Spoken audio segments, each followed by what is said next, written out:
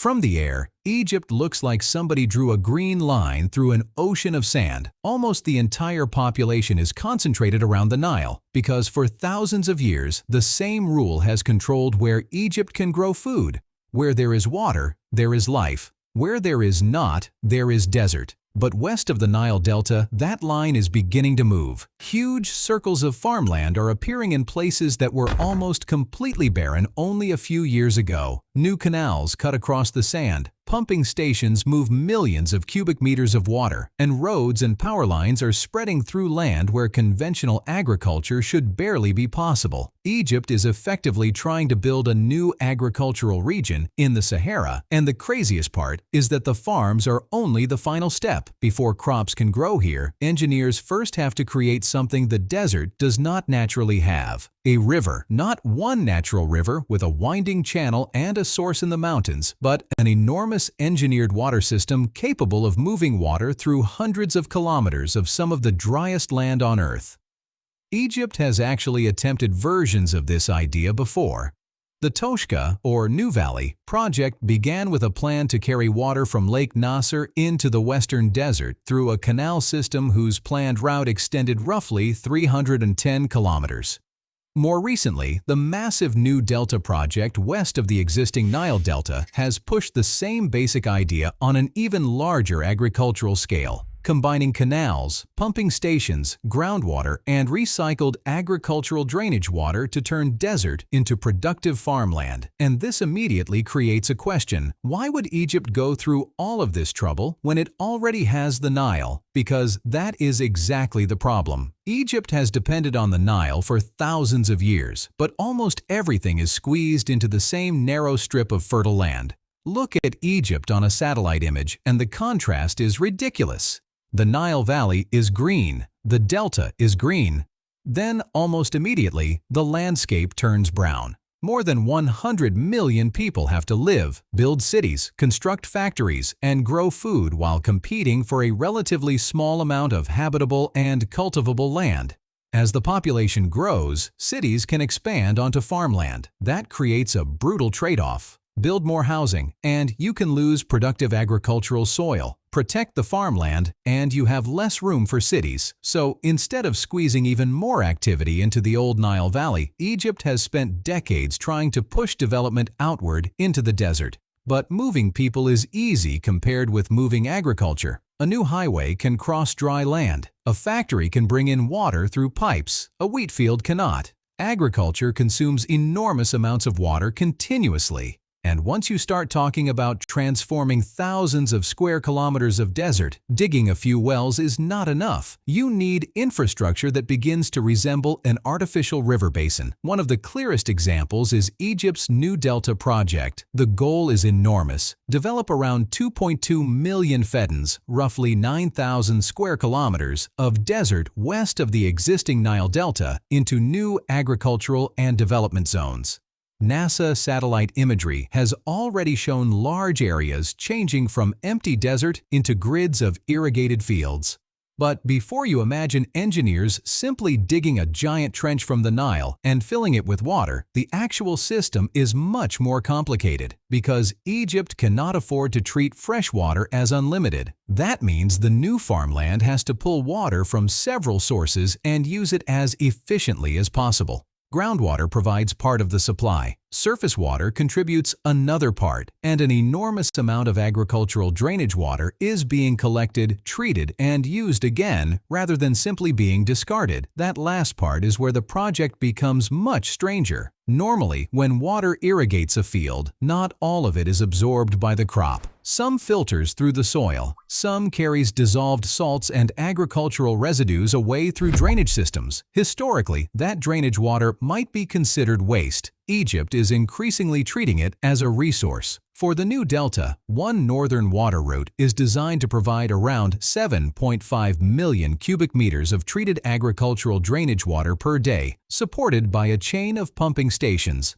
Think about what that means. Water can begin as irrigation water somewhere else, pass through farmland, enter a drainage network, travel to a treatment facility, be cleaned enough to be reused, then get pumped back through another network to irrigate an entirely new patch of desert.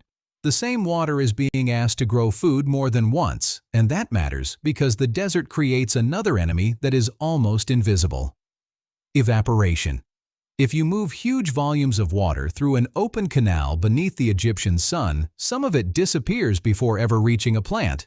The longer the route, the more opportunities there are for seepage, evaporation, and operational losses. So, creating an artificial river is not enough. Egypt has to make that river efficient. That is why modern desert irrigation looks nothing like the ancient image of farmers simply flooding fields beside the Nile. Drive through newly reclaimed areas, and one of the first things you notice are circles. Huge green circles spread across otherwise empty desert. Those come from center pivot irrigation. A long pipe is attached at one end to a fixed water point. The entire structure slowly rotates around that point while sprinklers distribute water onto the crops. From the ground, it looks like a giant metal arm crawling across the field. From space, it produces a nearly perfect circle. Thousands of these systems can transform the geometry of the desert, and the reason Egypt uses them is control. Instead of sending water across a field and hoping it reaches every section evenly, engineers can control flow, timing, and distribution much more precisely. The future of Egypt development has used thousands of center pivot systems along with new power stations and hundreds of kilometers of roads and electricity networks. But that creates another problem. The irrigation machines need pressure. The pumps need electricity. Treatment plants need electricity. Water does not naturally flow uphill toward every farm. And some of these agricultural zones are far from the existing infrastructure of the Nile Valley. So Egypt is not simply building farms. It has to build the entire support system beneath them: roads, electrical substations, transmission lines, pumping stations, reservoirs, canals, pipelines, drainage networks, treatment plants, storage facilities. And only after all of that is working can somebody plant wheat. That is why calling this a farming project almost undersells it. It is closer to constructing a new artificial ecosystem.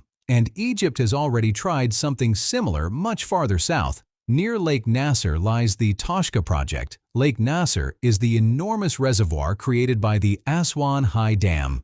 The plan was to take water from this reservoir and send it westward into the desert, where new agricultural communities could be created far away from the traditional Nile Valley. But there was one immediate issue. The desert land was higher than the lake's usable canal route. Water could not simply flow there by gravity. So Egypt built one of the largest pumping stations of its kind. The station, originally known as the Mubarak Pumping Station and later renamed, was designed to lift enormous volumes of water from Lake Nasser into the Sheikh Zayed Canal system. Once raised, that water could continue west through a network of canals toward reclaimed agricultural areas.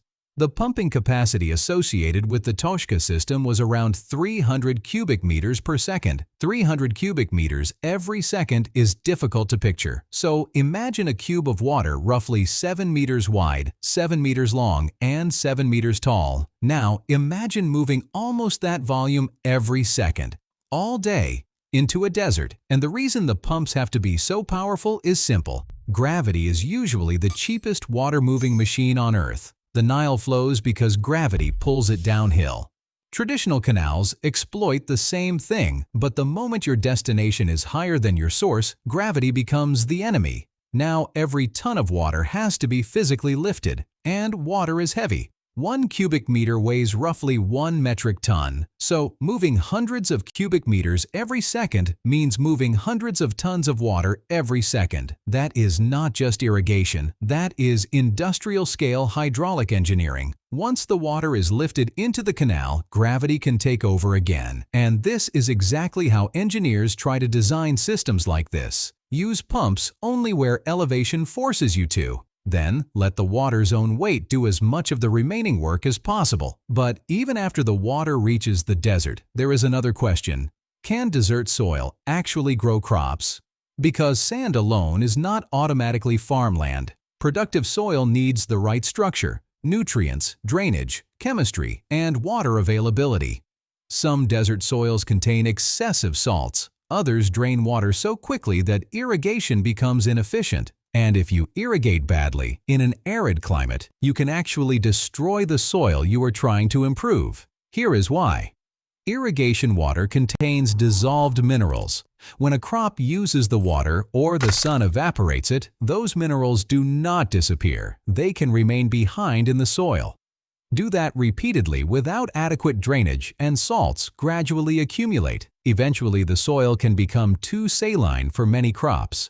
So, one of the strangest parts of desert farming is that simply providing water can create a new problem. You also need a way to remove water. Drainage systems are therefore critical. Engineers have to deliver enough irrigation to the roots while allowing excess water and salts to move away. It is almost like keeping a giant agricultural bathtub at exactly the right level. Too little water and the crops die. Too much without drainage and the soil can become waterlogged or salty, and this becomes even harder when the water being used has already passed through other agricultural areas. Recycled drainage water has to be monitored and treated because its salinity and quality affect which crops can safely use it.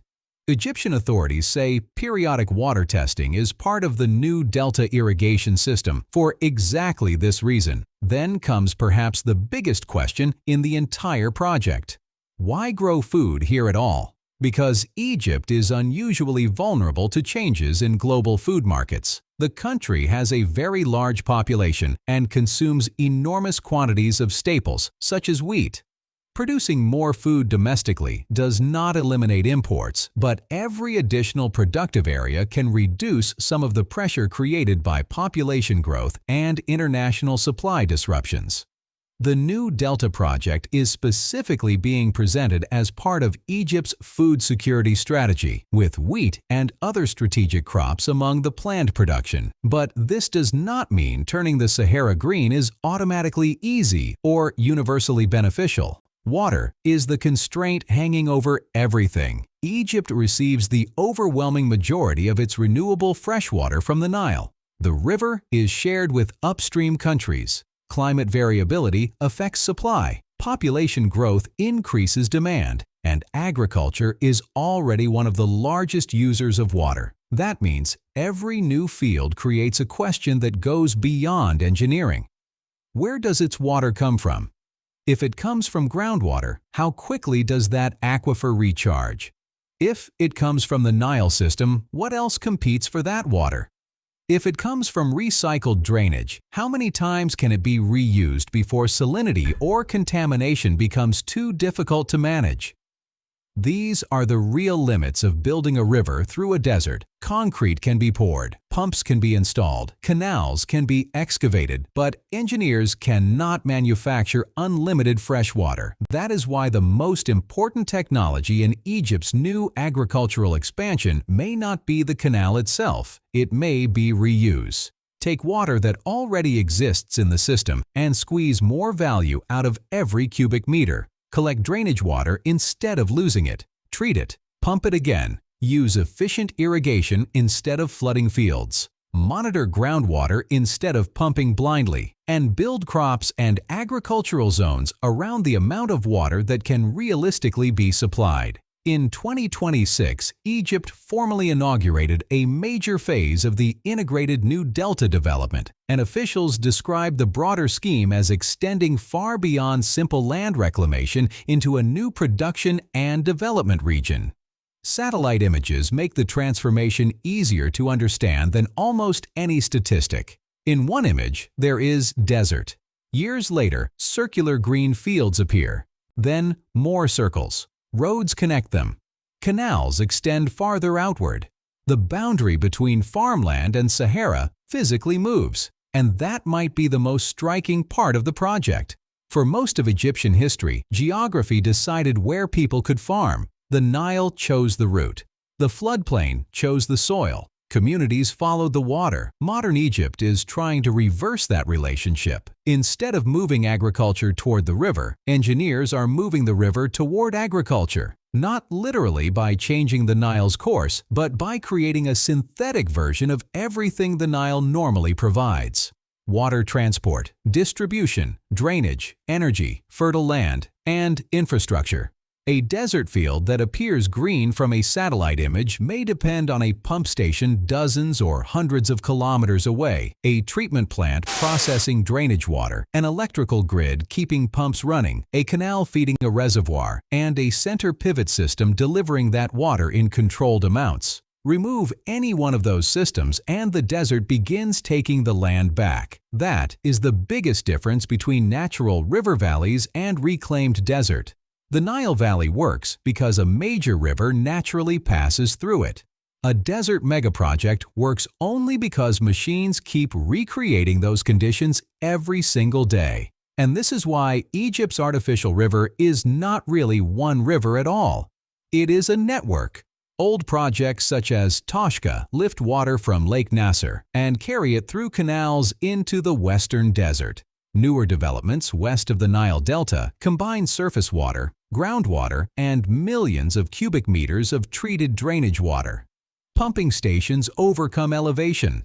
Canals move water across huge distances.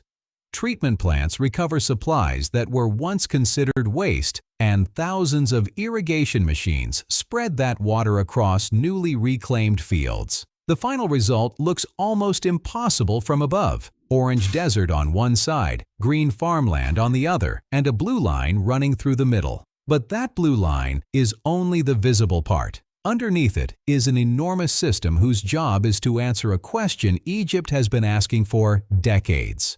How do you create more fertile land when almost your entire country is desert? The answer is not simply to dig a canal. You have to build the water supply, build the power network, build the drainage, build the roads, treat the water, control the salt, and then keep all of it running permanently, because the moment the pumps stop, the Sahara is still there. And that is what makes this project so ambitious. Egypt is not really trying to eliminate the desert. It is trying to build a machine powerful enough to make parts of the desert behave like the Nile Valley. One artificial river, one pumping station, and one green field at a time.